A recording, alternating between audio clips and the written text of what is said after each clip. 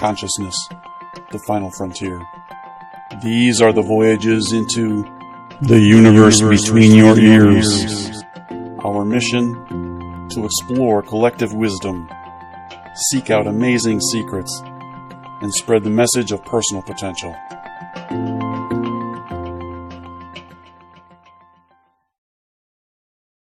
I saw one of my cousins who was trying to go across outside from one section to another, and he's being shot at while he's going to get from one section to another. And we're at the windows looking like something to look at, not realizing even at that stage of my life that these bullets kill. Right. These bullets affect people. And I remember at the end of the evening, they snuck us out of the house by going from one section of town to another, by crawling across the wall and just being completely quiet, don't make any noise. At that point in my life, I didn't make sense. As I left and came to the States about a year or so later, then I realized the impact that our lives were in danger. People were being eliminated in a second. That changed my view. As a human being, where is the need to hurt someone else? There's enough of everything in this life for everybody to exist. That change shifted me in why? Why is it necessary to take on the role of hurting someone else? And I learned it through the years of, where does communication come in? Where does being human come in? Why do I need to be in fear for my life of someone else? Because it's not aliens coming to the planet to do something. It's another human being. And these people were possibly your neighbors. These people were people that you knew, that are from the same country. It didn't make sense. So it took me years to start to analyze and go, okay, is that the humanity I want to live in? Is that the world that I want to continue to build in my mind? No, I want a humanity that is loving. I want a humanity that cares. And I know some people look and go, well, that's just Pollyanna type of thinking. No, because we're the one who control it. We're not getting aliens coming down to Earth to do anything to us. It's one human being doing something to another human being. And how do you stop it? You stop it by you being better. That's where my thinking process comes from for everything. If I want to live in a more loving, more, I hate to say equal, but equality world, I need to start it. Can I accomplish it all? No. But maybe if everyone started thinking that way and started analyzing, why do I need to hurt someone else? Why do we need wars? Why do we need these things? We're people being people. How do we become better people? No one's going to come and save us and change us. It's us. We're not looking, again, for aliens to come out of space and go, okay, here's how you fix it. No, it's you. It's Tim sitting there. It's Rima sitting here. It's John sitting somewhere. It's people. And if we don't like the life we're seeing, let us start talking and changing it.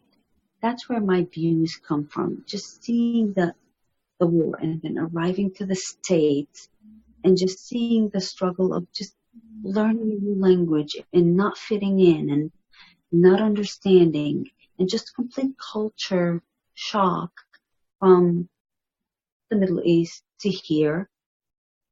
Not that one is better, not that one is less. It's just, it's different and you gotta adjust. And those are the same adjustments that we go through as our lives don't go in the direction that we want them to. How do we adjust? How do we become a better person to go, okay, I'm not fully loving the change, but how do I change? How do I become a better me? That's really where a lot of the learning comes from, without going into gory details of wars, and those don't matter to me. What matters to me is who is doing those things? Humans. And if we're human beings, then we can change them. We're being whatever it is we're being. Make sense? Yep. Thank you. I think the answer is because I don't think the world is complicated. I agree with you. I've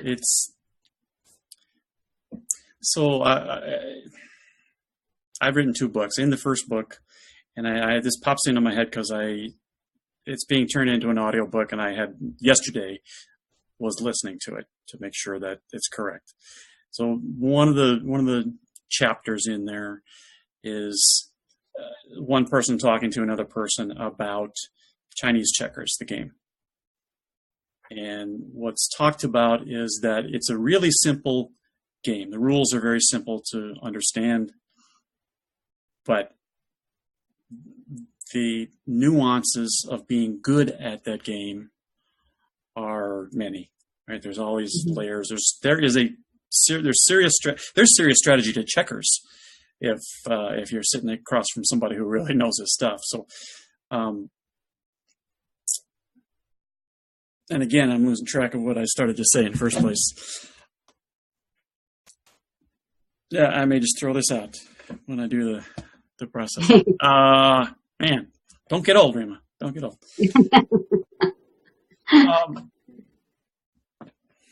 Really, the concept is the world isn't as complicated as we make it. And when people hear me, sometimes they go, that's not a very adult-like thinking. It's like, it is very adult-like, because who does anything in this planet? The animals? Right. No, it's us. Yeah. Well, thank you for saving me, because that is exactly the point I was trying to make, is that the basics are very simple. And you can accomplish great things just with the basics. You don't have to make it complicated. And so I agree with you. It's ultimately some of the ways that we can accomplish things are really, really simple and straightforward. So go to. I'd like to see a world that's better connected. And I'm not talking about social media and this and that. Just better connected as people, so that we start to understand each other more. I'd love to see people travel more and expand their horizons and understand what I started saying in the beginning. Every person you meet has some background that they show up with. Yeah. It's no different than throughout the world. We're so well connected in the world now that you can speak to someone anywhere in the world in a split of a second. Yeah. But how well do we know each other as people? Right. How well do we care to accept each other as people? And it's, I am of the opinion that people are people, right? Cultures are different, and you grow up learning to do certain things in certain ways that are different from, the next neighborhood or whatever. But ultimately, we all want the same kinds of things from our lives. We want our families to be healthy and happy. We want ourselves to be healthy and happy. We want to grow and learn and have fun, right? And it doesn't matter what that language is. But I agree with you on the traveling thing. If you don't ever leave your bubble, I have met people who have never been outside of San Diego, right, or at least outside of Southern California, and it blows my mind. It's like how, and no desire, Wow, to even go see anything. And I got to hold my head in when they tell me these things, because it's like, how do you not have any idea what's out there? And you could drive to it in a couple of hours. You can go see this amazing thing in a couple of hours. One of the, I don't know why this necessarily pops into my head, but the Grand Canyon is, we're in San Diego. We could drive to the Grand Canyon in about, 12 hours. Mm-hmm. It looks exactly like the pictures. Like every picture you've ever seen of it looks exactly like that. But it's such a completely different experience to see it in person. And it's like watching a ball game on TV and then going to a ball game. That's an event when you go. Right? On TV, it's just a show. And the Grand Canyon is an event. Yellowstone, all the national parks, oh my God, there's a reason that they are set aside and protected and preserved, because they are amazing. And probably every country in the world has some natural wonder that, if you can stand in front of it and look at it, will blow your mind. And yeah, it's amazing to me that somebody could just not have any desire to go see anything else. Wouldn't it be cool if in the school systems, if they brought in teachers without bringing them in, basically kind of Zoom calling in to another classroom in another country, so that the kids here or there are living simultaneously with kids here, so they see each other's culture and get to see what the classrooms run like and what their thinking is like, and to start to integrate people a little more, because of our great technology, that we can do that. I think they do a little of that, but as you're talking, I think there would be real value in not necessarily any communication going on between the two, but to have a couple of cameras in that classroom so that the kids here could just sit and watch and see how lessons are taught and see what it is that they go through. Yeah. Or their playgrounds, or see their life and start to understand what else is out here. That we don't exist in just our little universe, that this is a complete planet with all kinds of variations to it. Yeah. And I know this much of it, while there's this much of it. Yeah. So just expanding my mindset. You asked me kind of my journey, just expanding my mindset. That's what being born in a different country, going through a little bit of war, coming to the States, and just growing up here and just having to let go of thinking that I no longer believe, because I got to expand my mindset in being in different countries. Right. And that's a blessing. Even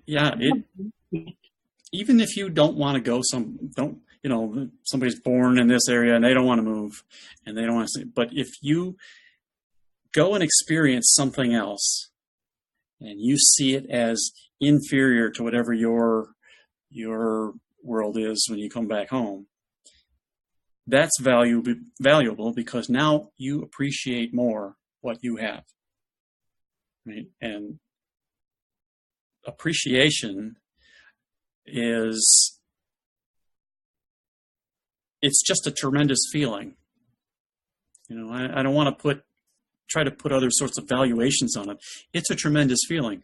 And but the only way to be able to appreciate is to have a contrasting experience. Right? Without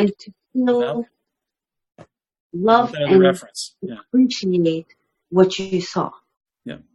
They are where they are because of where they're born, what they have around them, and what they're willing to continue to have around them. Right. That understanding of just knowing that meet people, that's where they are until they decide to make a difference, if they want to make a difference. Right. Sometimes people don't want to make it. They like where they are. They like the life they're living. And just expanding that mindset just to make you a better person. Yep. I keep going back to the same thing, is just being more loving, more present, more understanding. Yeah. the hard thing, I think, for those of us who want to see things move in that direction, I'll put it that way, is that the people who are most resistant to it, they're not hearing an argument for what's in it for them. Right? There's a phrase that you learn in every sales training course. We all listen to the same radio station. You know about that? WIIFM. What's in it for me?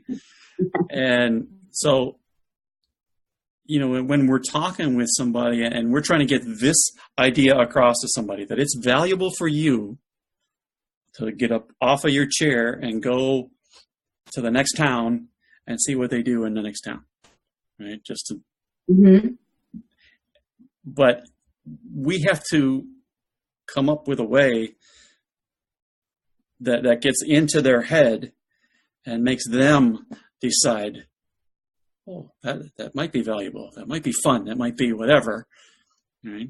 So that's our challenge, I think, in trying to move things in that direction, is figuring out how we get into the minds of people who are just resistant to any sort of new. Right? I've got a friend who can eat the greatest vegetarian meal, and we used to tease him because he would eat so much food and then he would just be so stuffed he can't help. He's got to put his arms up on the back of a chair, otherwise he can't hardly breathe. But he could be that stuffed on great vegetarian food, but if he knows it's all vegetarian, when he leaves, he's going to stop and get a hamburger. Wow. He's got to have some meat. It's all in his head. 100% it's in his head. But he cannot be satisfied just eating veggies, and no matter what form it takes. Now, the other side of that is if he didn't know that there was no meat in there, if you told him there was meat in there, and he had something to pick at that kind of seemed like it was meat, he would leave and be completely satisfied. That was great. So what do you think our mindsets on new is everything. So you were asking questions, how do we change people's mindsets? What do you think is the greatest teacher to start to expand? Experience. Absolutely. Positive, negative? It doesn't matter what it is. It's the positive things make you quicker to say yes to something new, because if you had a life of just great things happening when something new was brought to you, then you're going to grow up and you'll be looking for that because it's always been great. Right? If you had a life of negative things always happening to you, you're going to be a lot more resistant to it. Unless you also have the mindset that, well, I didn't like this experience, but I learned so much from it. Right? If you can be there, then when you have that contrast, whatever that negative is, then you're not going to be afraid of the next one coming along. And so when somebody says, hey, let's take a trip to, Egypt, I'm down, let's go, and it might be scary because there's stuff goes on over there and we don't speak the language and I don't know, whatever. Yeah, but, you're going to have an experience that's going to expand the person that you are, and you're going to learn lessons from it. There's no way around it. If you're willing to at least think about it later, you will learn lessons. So yeah, experience there's nothing better for teaching a lesson. So drawing people out of their comfort zone. Yeah. Yeah. Their blindfolds to live a full life spectrum. Yeah. While they can. That's the challenge. See, I think the best that we can hope for normally is just to find a way to inspire them to just step one foot outside their comfort zone.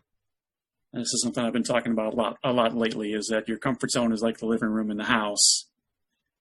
And when somebody says you got to get out of your comfort zone, the message that we receive for a lot of us is you got to go move to the other side of the country. Right? And that's a big thing, and it's scary, and I don't want to do that.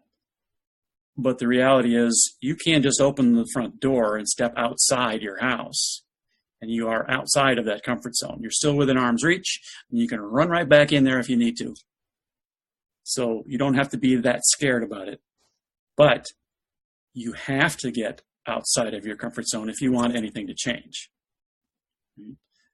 Very much so. You step out on your front porch and, there might be a car driving by throwing $100 bills out the window, right?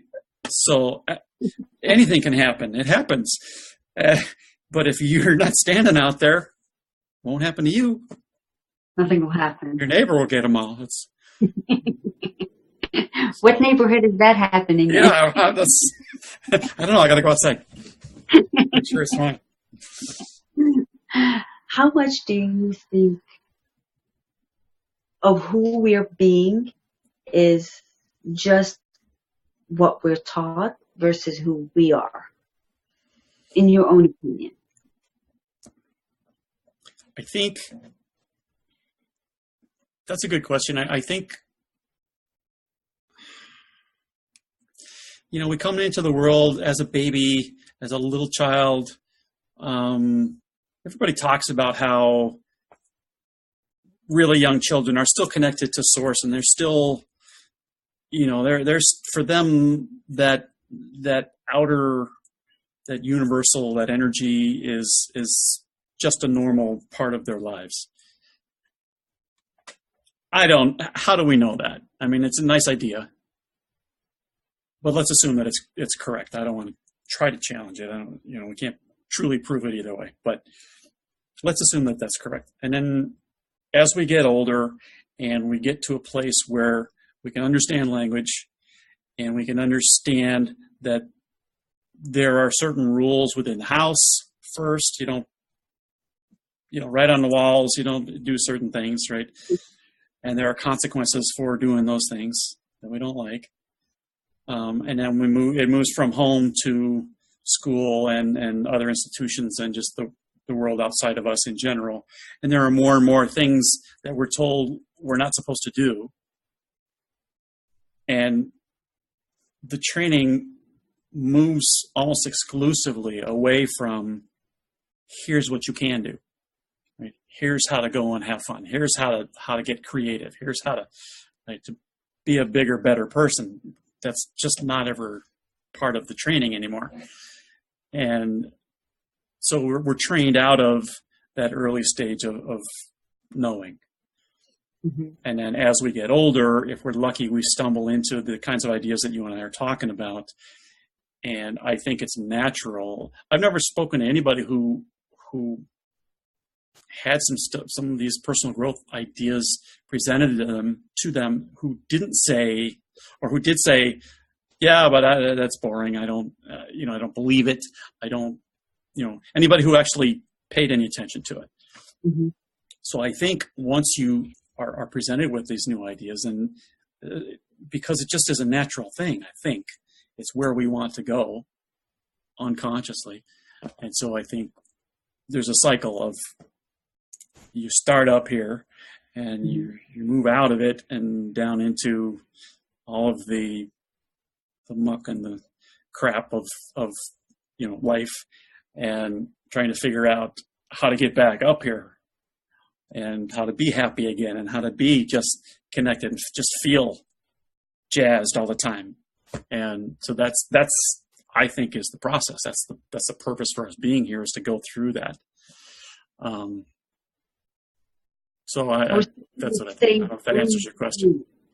So I guess we're spending a stage unlearning some of the things that we learned so that we can fit in the things that we truly are.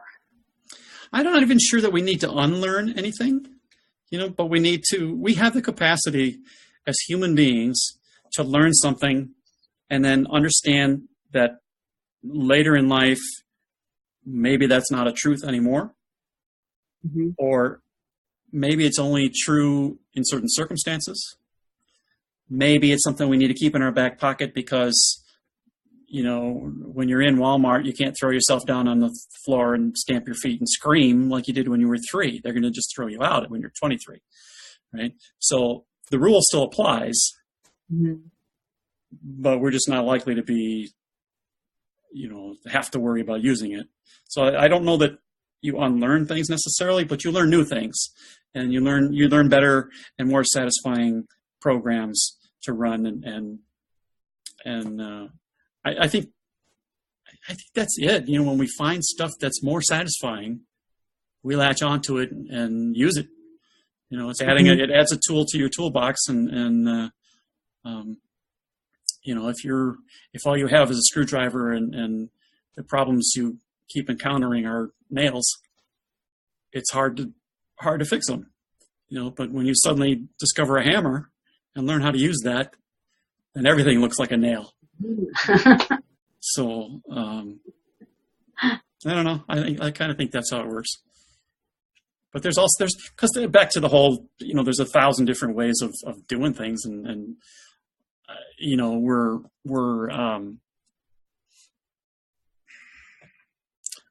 creatures of habit, and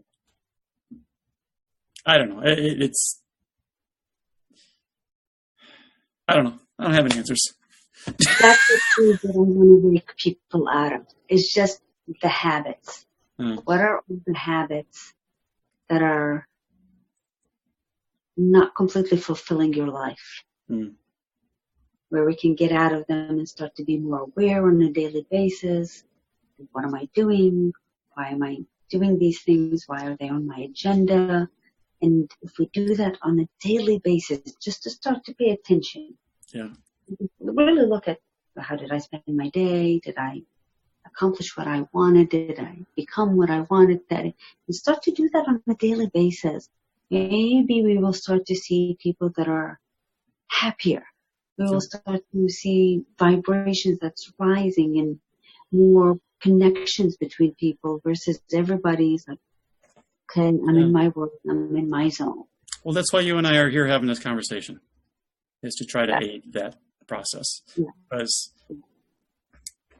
if there are plenty of people out there who have never heard these concepts, right? They've never heard that the way you think about stuff that happens to you is a choice. The way you think about stuff can be changed. Right? These are new ideas to lots and lots and lots of people. And if they don't stumble into a podcast like this, or they don't pick up a book and have it presented to them there, if they don't, right, if some way, somehow they're not presented with a new idea, they're not going to come upon this new idea on their own. And so that's the first step, I think, is these things have to be out there, and as we need to try to make them as omnipresent as possible, so that everywhere somebody looks, there's somebody else who's saying the same ideas, right? Because there's nothing new. We just say it maybe in a different way, or different words, or just a different cadence in how you deliver it. But, so that's the first thing. But I think what you were saying about the trick in all of this is becoming aware from a different perspective, right? Becoming that observer of what you're doing versus just the person in the middle of doing it. And that is the thing that we are not taught to do as kids. We have to discover the idea and then start to practice figuring out how to get there. But if you can get there and be objective and just be observant, just be observing of what's going on in your own life, you'll find that you don't have the attachments to things. Mm-hmm. Somebody posted on Facebook the other day, one of the things that is kind of a throw off idea is that, the problem that we have is that we have expectations of other people. And, right. And it sounds like, yeah, of course. Well, yeah, we expect things to turn out a certain way. We expect a person to do a certain thing and they don't. And now I'm disappointed. They said it's not the expectations that are the problem. It's your attachment to the expectations. And I read that and went, whoa, there's a big one. That's important. Because, yeah, you're going to have expectations about everything. Mm-hmm. And if it doesn't turn out, it only bothers you if you're attached to how it turns out.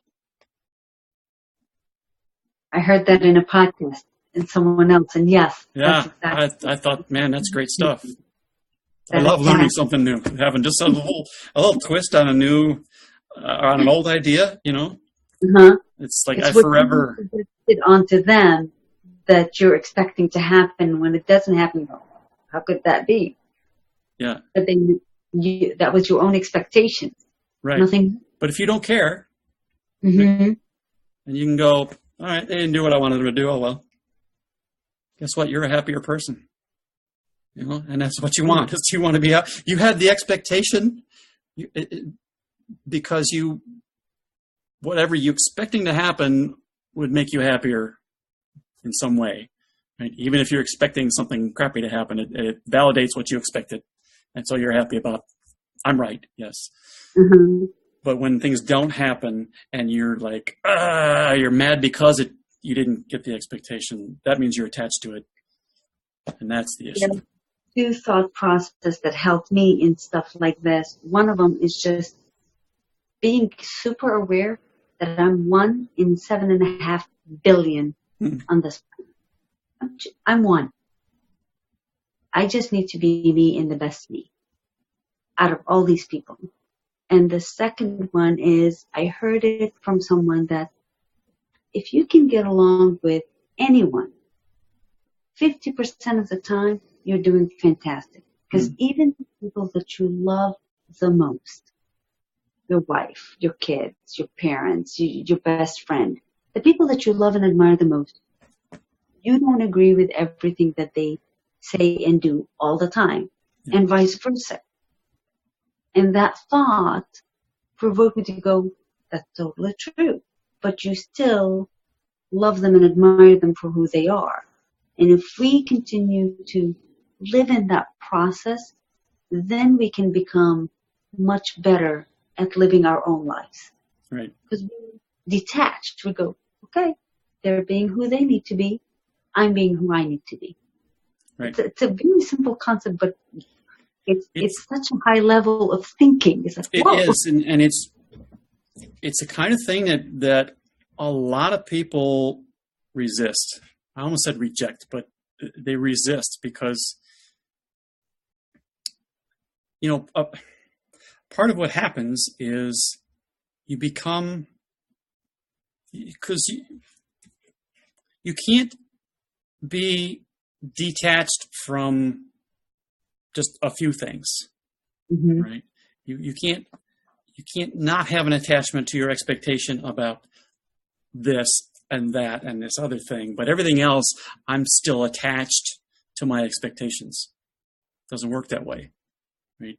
You can focus on one thing and focus on how you think about and feel about this area of, let's say, this area of your life. But the changes that you make internally that affect how you feel around this stuff are also going to affect everything else in your life. So you will start to have that detachment from everything. Doesn't mean you don't feel, doesn't mean you don't love, doesn't mean you don't have fun. It doesn't mean any of that stuff. People immediately want to go to that. Doesn't mean that at all. It just means that when the crap comes, and it's going to come, Yes. right? Yeah. That it doesn't affect you as much or for as long. And you're able to see that it's a part of life, Yes. Didn't want to have to go through it, but here I am. Right? Yes. But it's not a personal thing against you. Mm-hmm. It's not, even when somebody else, when there's another person doing something to you, it's not about you. Mm-hmm. And if you can be this third party perspective, then shedding the weight of this interaction is so much easier. So much easier. And stuff just doesn't bother you anymore. Mm-hmm. And you said the right words. You're just passing through. Yeah. Whatever state. You're not living there. You're not staying. You're just passing through. And you make that decision if you're going to grab any baggage from those stages or whether you're just going to let it go. Right. I don't need any of this with me. I'm going somewhere else. Right. That detachment. There's a lesson there if you want to look for it. Yes, right? It's if you want to look for it, it's there, guaranteed. I think the great thing is we don't have to look for it. No. We can make that choice too. It takes you back to the words where certain people continue to live whatever negativity and whatever choices they choose to live. Right. They learn to detach. Right. And if they could, they can start to enjoy a better life and not miss today because they're living back there.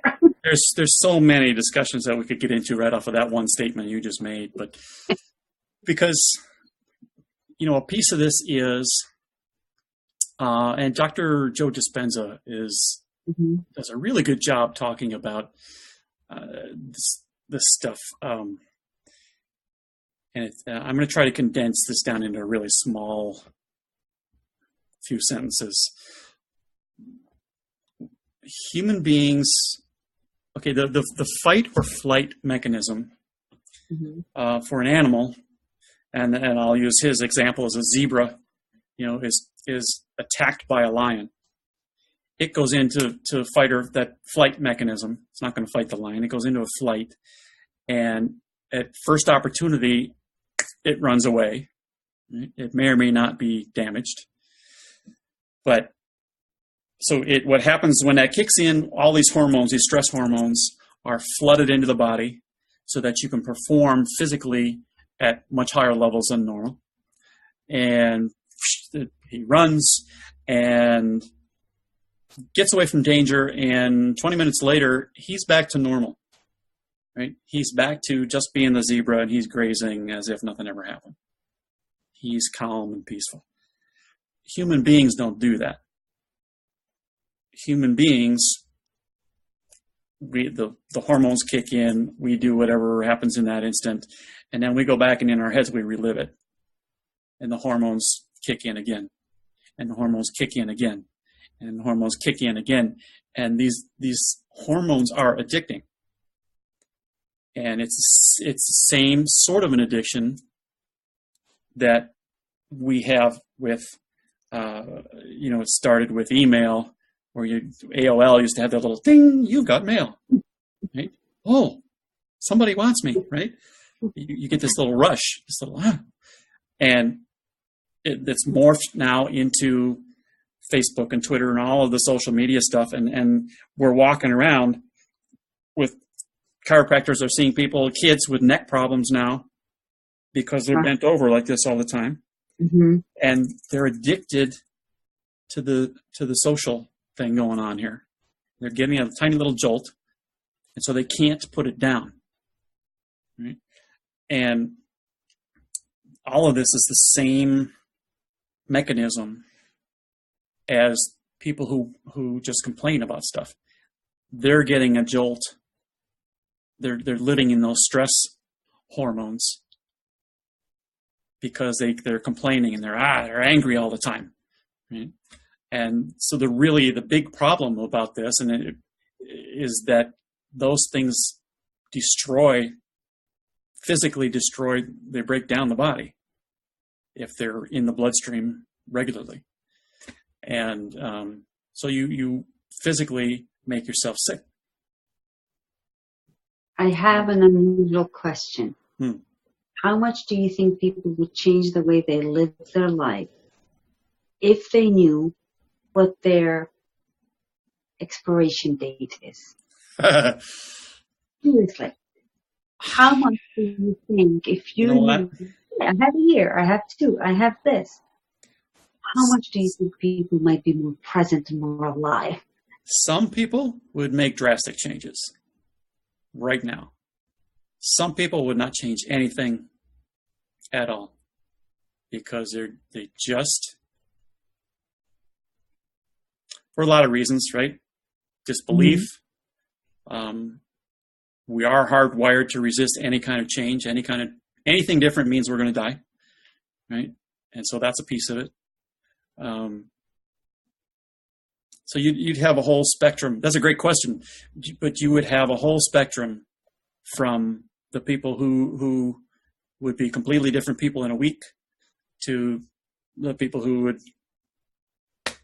nothing would change and they would die exactly the same, complaining about how miserable it is. I think I really would like to ask people that simple question. What's your expiration date? And just have them go, what? Yeah. You all have one. There's another book title.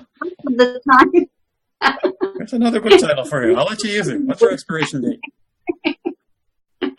Not in a negative way, but in a positive way.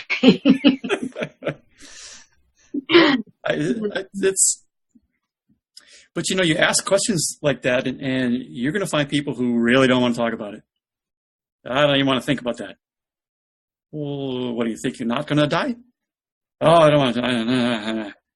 And I mean, there are people out there who would punch you in the face for forcing them to look at a question like that. They would physically attack you rather than just have a mental exercise. So in my head, that flows into someone really just being more open. Yeah. More caring and more loving to go, oh, I only have really this much time. What am I going to do with it? Right. And maybe that will start to alter our universe. Part of that is how much does that person care about themselves? Because unfortunately, there's plenty of people out there who really don't give a damn about themselves.